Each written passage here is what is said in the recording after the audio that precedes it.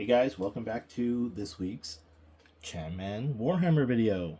And I got one. I got the red Terminator with the new assault cannon. I got him locally at Hobby Bee, and it wasn't expensive. I can't remember how much I paid, but it was a very, very reasonable price, like maybe 40 something bucks or 50 bucks. Compared to some of the other prices. I'll have to look it up. But yeah, I'm super happy I got it. And just to add to my Blood Angels collection, I love Blood Angels. Red is one of my favorite colors. I mean, my favorite color combination is red, white, and black. And, you know, he's got red and black. Not bad. All right, let's get him unboxed. And then I'll also bring down my other Terminators with the Gatling gun for comparison. Okay, so while I open this up, just this original assault cannon here looks like an antiquated version of the original Gatling gun. You know, we gotta hand crank it to rotate and fire it.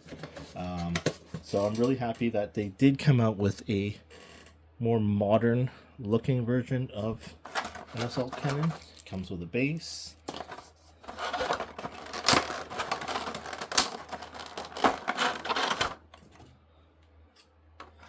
And this assault cannon is actually attached. So this dude's one piece. Okay. And just adjust this light.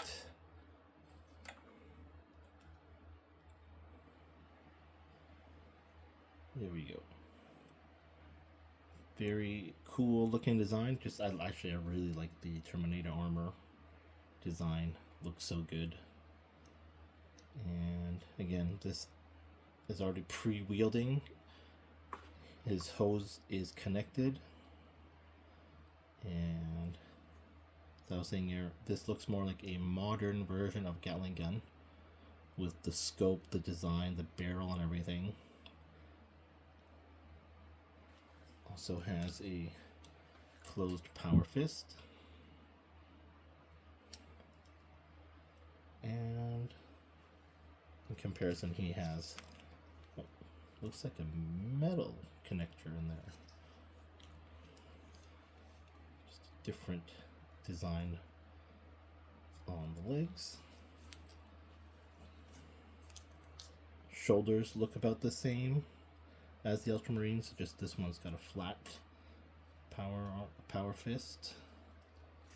So very subtle differences compared to the original one that I have, the Ultramarines version. The box does come with one closed fist should you want to remove the assault cannon. Okay, so let's get them side by side. Slightly different emblems, different power fist designs, and different legs. So that is nice. Like I was saying, I appreciate how they do, for the most part, try to put little subtle differences, so it's not just this exact same clone repeated over and over and over with just different color schemes. I appreciate and respect that decision. You know, a lot of American toy manufacturers, Hasbro, Mattel, when it comes to things like Star Wars, Transformers, they just take the lazy way out, maximize profit, minimize really the care for their consumer and their target market. One of the reasons why I stopped collecting Transformers in the first place was the realization of that, and it really turned me off as a consumer. I've never felt more like a simp than that moment when I realized that, you know, it's kind of funny. You don't realize these things until you kind of hits you. But I shared the story previously in a video where Hasbro, with the original Transformers movie from Michael Bay, we have yellow Trans Am Bumblebee. I was like, oh, okay, he's in the movie, main character, right, big character in the movie. And then as I was flipping through their stock, there was a dark pink. It's not even a pure red version of it. I'm like, oh, what's this? And they called it Cliff Jumper. It was literally an exact Bumblebee, just off red. And they called it Cliff Jumper. Cliff Jumper never existed in the movies. And yet, again, they made a figure, exact same price. That was the moment I'm like, oh my god, how lazy are you guys? How much of a simp was I to just buy everything that you produce, even though they do little nothing. Even nowadays, they just release the same stuff over and over, and then just charge you, and people keep buying it up. Like, well, Optimus Prime, G1 version Optimus Prime has what, like 10 versions, and people probably collect all 10 versions of the G1, reissue and reprinted and whatever. So, anyways, I'm gonna stop ranting. So sorry about that.